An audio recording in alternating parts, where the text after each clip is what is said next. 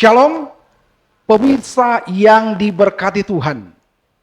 Bertemu kembali dalam seri pelajaran Sekolah Sabat. Mari kita berdoa. Terima kasih Bapa di sorga, kesempatan yang indah ini kami akan gunakan untuk mendengar dan merenungkan firman Tuhan.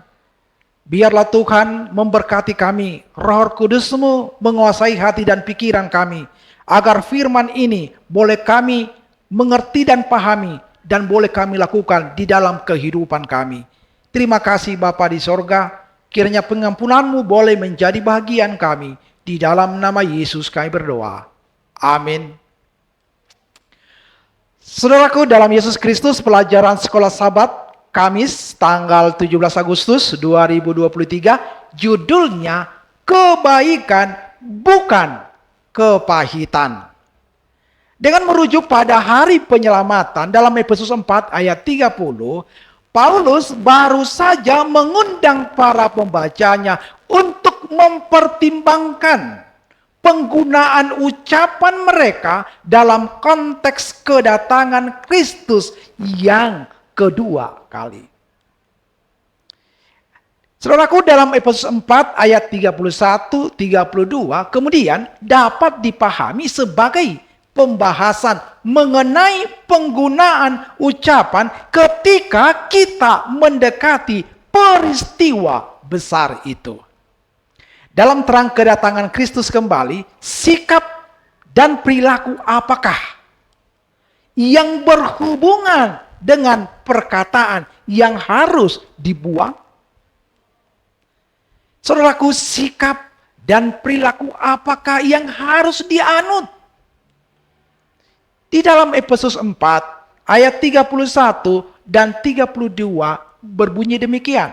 Segala kepahitan, kegeraman, kemarahan, pertikaian, dan fitnah hendaklah dibuang dari antara kamu, demikian pula segala kejahatan. Tetapi hendaklah kamu ramah seorang terhadap yang lain, penuh kasih mesra dan saling mengampuni, sebagaimana Allah di dalam Kristus telah mengampuni kamu. Dalam nasihat terakhir Efesus 4 ayat 17 sampai 32, Paulus sekali lagi memberikan perintah negatif.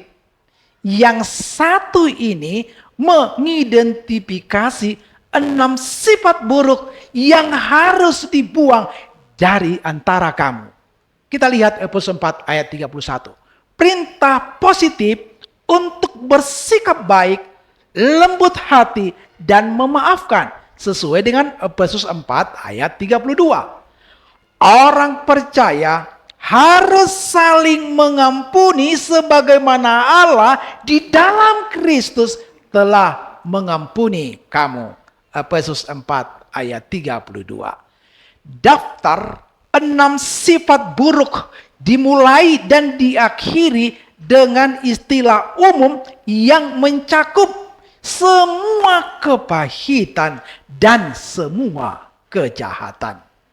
Saudaraku, di antaranya datang 4 istilah tambahan, yaitu kegeraman, kemarahan, pertikaian, dan fitnah. Dapat dilihat dalam Efesus 4 ayat 31.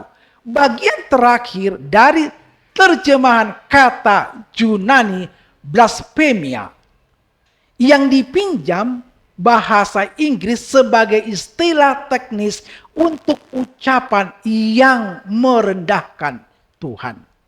Namun, istilah Yunani mengidentifikasi ucapan yang mencemarkan nama baik Tuhan atau manusia sebagai fitnah atau berbicara jahat. Dalam daftar tersebut, sikap, kepahitan, murka, kemarahan tampaknya menjadi ucapan penuh kemarahan, keributan, dan fitnah. Intinya, Paulus melakukan demilitarisasi ucapan Kristen. Sikap-sikap yang mendorong ucapan marah dan retoris harus disingkirkan dari gudang senjata orang Kristen. Komunitas Kristen akan berkembang dan kesatuan gereja dipupuk. Bandingkan Efesus 4 ayat 1-16. Hanya jika hal-hal ini dikesampingkan. Ucapan yang keji bagaimanapun tidak begitu banyak ditekan saat diganti. Percakapan dan tindakan kita di antara keluarga Kristus dan di luar juga bukanlah dihasilkan dari kemarahan, tetapi harus dimotivasi oleh kebaikan.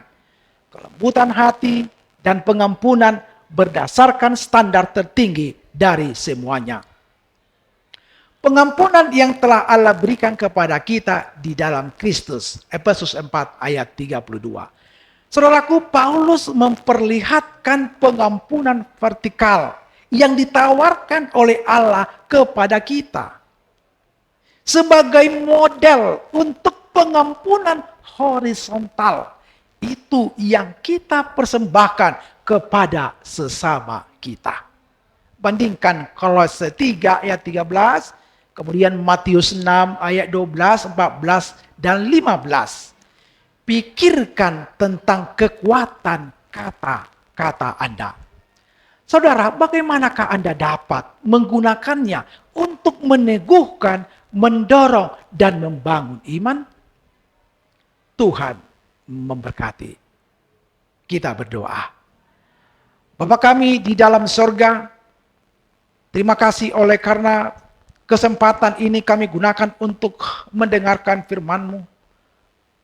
Begitu banyak nasihat yang perlu kami hidupkan di dalam kehidupan kami. Kadangkala kami tidak mampu.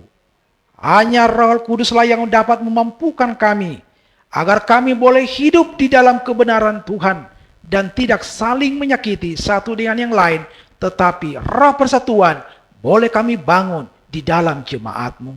Terima kasih Bapa di sorga, biarlah firman ini boleh mendapatkan tempat di hati kami, sehingga iman percaya kami bertumbuh semakin lama, semakin sempurna. Terima kasih Bapa di sorga.